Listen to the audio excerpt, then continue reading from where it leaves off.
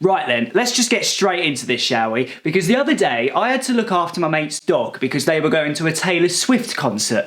Now, I was all up for this, right? I've always wanted a best friend, and I heard that dog's a man's best friend, so I thought, what could go wrong?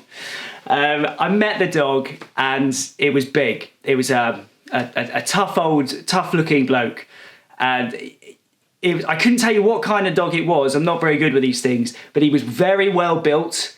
Obviously works out a lot more than me, so I was a little bit apprehensive, but I was told that it was a lovely thing, so I was all for it. I was all for it. So I arrived at my mate's house. I met the dog. He come running up to me, gave me a little lick on the hands, lick on the face, you know, gave me a good sniff.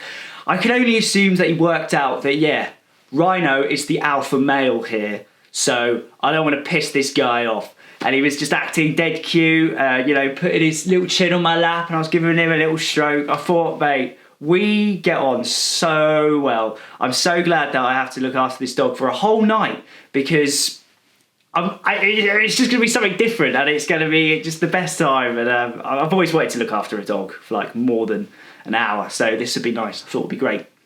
So my friend left for her concert. She wasn't going to be coming back the next day, and it was just me and the dog. Now, I thought, do you know what, I'll take him for a walk now. I'll go for a little walk, I'll come back, make some dinner, then maybe we'll go on another walk later if he's up to it, aka if I can be asked. And yeah, so we went on this little walk, and basically we come up to some other dogs, and he kept trying to sniff their bums. Now, I forgot that this is a thing that dogs do, so my first reaction was just like, what are you doing? Stop it, stop it. And I was just pulling the dog away, and then other dogs would try and sniff his bum, and I'd shout at the owners, being like, sort your dog out.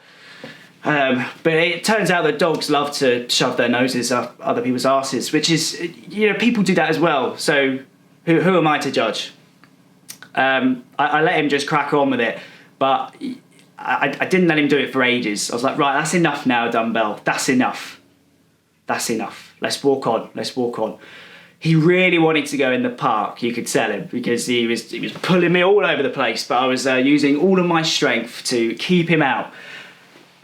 I hadn't worked with this dog before, so I was a bit apprehensive as to how he would be if I was to let him off the lead. Would he just fuck off and I would never see it again, and I would have to explain to my mate how I lost their dog? Didn't want that to happen, so I just kept him on the lead. I then started to keep him away from other dogs because I didn't want the drama of him like attacking one or vice versa. So I just left it just me and him. I said, mate, this walk is about you and me bonding. Stop talking to other dogs. Stop trying to get in the park. Just enjoy this time. Just enjoy it, mate. Enjoy it. Got a bit weird after that. For the rest of the walk, about 20 minutes, he was just staring at me. Like non-stop. I know dogs, you know, stare at people a lot, but have you ever been on a walk where it just stares at you constantly for 20 minutes? It was unsettling. It was putting me on edge. Started staring back at one point. So after the walk, when we were back at the house, I decided to make myself dinner. Now, where I was staying around someone else's, I thought, do you know what? I'm just going to do what I wouldn't really want to do at home. So I made myself a roast. I don't usually do that at home because I hate doing all the washing up. But when you're in someone else's house, it doesn't matter. So I just made myself a massive roast, spent ages doing it. The dog was barking his head off. I was like, hey, you'll get fed when I get fed. And then, yeah, anyway, I had my roast all ready, and then I gave him a little bowl of dog food. Now, he lapped that up. He absolutely destroyed it. I had just sat down to eat my dinner, and that is when he started being a bit annoying. He was going around my leg, sort of barking at my leg. I was like, look, mate, this is my dinner. I'm trying to eat my dinner here. My leg ain't dinner. You've just had your dinner. Wait for me to finish, and then we can go for another walk, or we can put a film on. Whatever you want to do, mate. Just let me eat my dinner. Anyway, he ate my dinner, and I was pissed off. I said, doggy, no. No. Down. Down. But he did not listen. Destroyed it. Yorkshire puddings, gone. Roast potatoes, gone. Vegan corn chicken, gone. I was absolutely livid, and he licked up all the gravy as well. I was going to dip bread in it at the end, but I didn't have time. Well, couldn't do anything because it was all gone. So he ate my dinner, and then he ate my shoes, and then he ate my Just Do It bag that I'd had for ages. And then he started going for my leg, but like really going for it this time, like ripping through the jeans. I was shitting myself. I was running all around the house just trying to avoid him. I don't know what happened. It's like a switch went and he just went mental.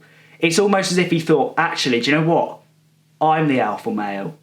And the barking was constant. And I swear he called me a dickhead at one point. Look, this dog was mental, okay? And he would not stop. He chased me all around the house, all the way up the stairs, and I thought, do you know what? I'm going to have to just lock myself in the bathroom. So that's what I did. Locked myself in the bathroom. I could hear him out the other side of the door. Every time I opened it, he would just go mental again, start barking and trying to get me.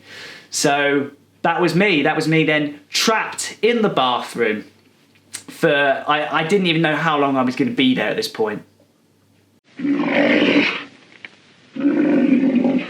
When I was trapped in the bathroom, I thought about phoning the owner to tell her what was going on. But I thought, do you know what? It's too embarrassing. And you're also paying me 50 quid to do this. I don't want to turn down that money. I want to do this again if I have to. I mean, I don't want to, but 50 quid's 50 quid. Because I didn't tell the owner what was going on. In the bathroom, there was a small window that I could have shouted out to get some neighbours' help. But once again, I didn't want to tell them what was happening. It's quite embarrassing, you know? I was being done in by a dog. This dog was proving, or was trying to prove, that he's more of an alpha male than me. What the fuck's that about? And he was winning, actually. I was embarrassed. When I wanted a best friend, this isn't what I was expecting to happen. I don't know if any of you have ever been trapped in a bathroom for 24 hours, but it's not fun.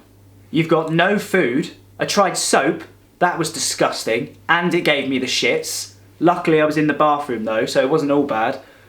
I couldn't brush my teeth, I had to use my mate's toothbrush, which just felt wrong.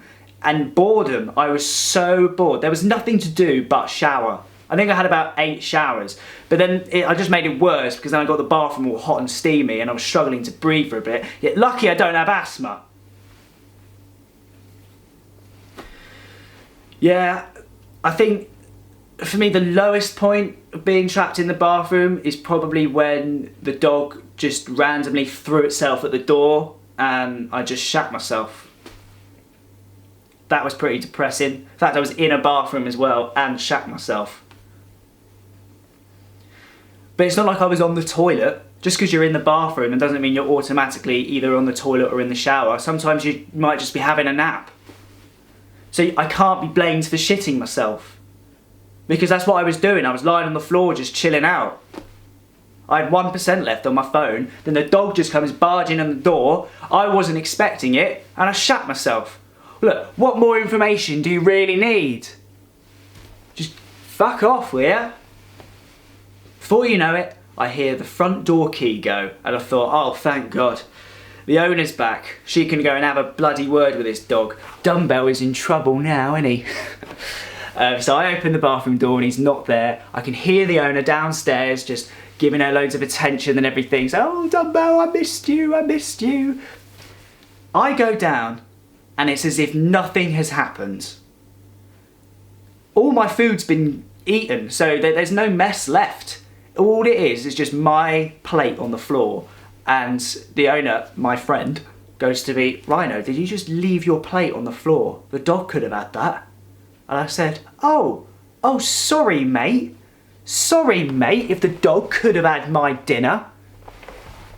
And she said, well, he looks really happy, so you did a great job. So I was like, oh, right, well, thank you. I was really conflicted at this point. I didn't know whether to just tell her because the dog was looking at me like I was an idiot. He was looking at me like I was an idiot and he was in charge. But yeah, look, she asked if I could babysit him again in a couple of weeks' time and I said yes, because I need the money. But I don't know what I'm going to do.